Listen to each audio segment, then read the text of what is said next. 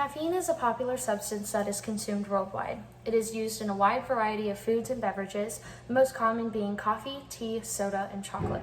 It is classified as a stimulant, meaning it temporarily increases alertness and energy in the body. But there are also some negative side effects that come with these benefits. In this speech, I will discuss the effects of caffeine on the body, just focusing both on the advantages and disadvantages of caffeine use, what is considered to be safe levels of consumption, and the long-term effects that come with it. Let's begin by looking at the pros and cons of caffeine use.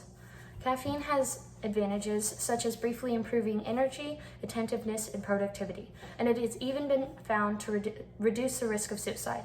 Unfortunately, there are also drawbacks, some of those being an increased heart rate, anxiety, insomnia, and withdrawal symptoms.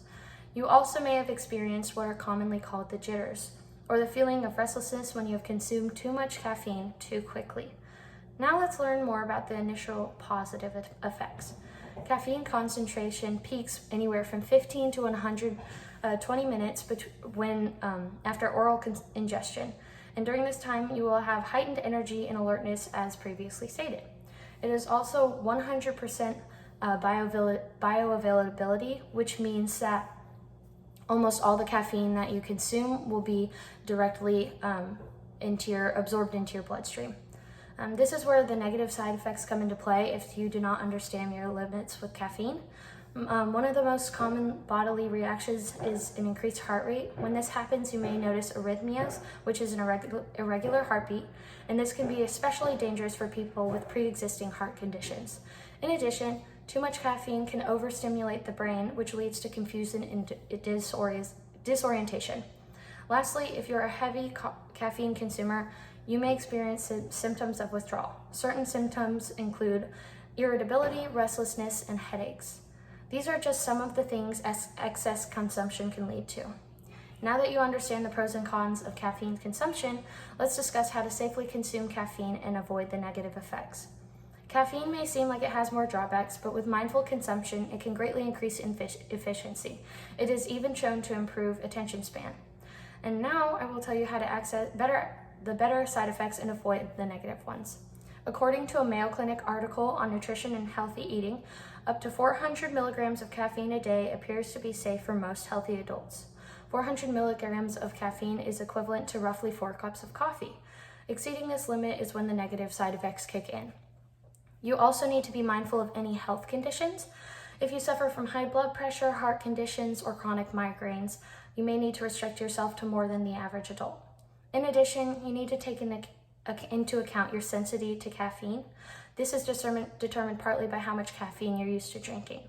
If you know that you're more sensitive to it, make sure you are extra vigilant on how much you're taking. Caffeine can be found in all sorts of places, including certain over-the-counter pain relievers, so being cautious and checking what you're consuming will help prevent the unwanted problems. Now that we've looked at the pros and cons and how to consume caffeine safely, let's learn about the lasting effects that caffeine can have on the body. Being a regular coffee drinker means that caffeine is always in your system and your body becomes used to it. This can lead to dependence and addiction. When this happens, you will need more to continue to feel normal, as opposed to the original higher energy levels you felt. Although this is not a permanent lasting effect of caffeine, it can still take years to kick the habit or reduce your intake to healthier amounts. An uncommon yet still important risk is increased bladder instability, meaning leakage, painful urination, or frequent sudden urge to urinate, and even pressure or pain in the lower abdomen.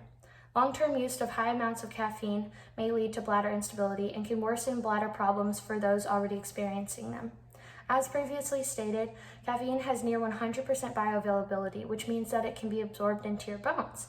Caffeine prevents calcium absorption in the bones, which can increase the risk of osteoporosis and allow you to be more easily injured as you age. Understanding these risks and knowing how to safely consume caffeine can greatly reduce the likelihood of any complications, but know that it's always a risk. Hopefully you've learned more about how caffeine affects the body today, and I have explained the positive and negatives of caffeine, how to safely consume it, and the lasting effects it has on the body. Understanding what you're putting into your body will give yourself the ability to stay safe and healthy. Caffeine can be extremely useful by giving you the benefits of energy and alertness and even productiveness as long as you use caution. Always make sure you're responsible and know the risks of something that is everywhere.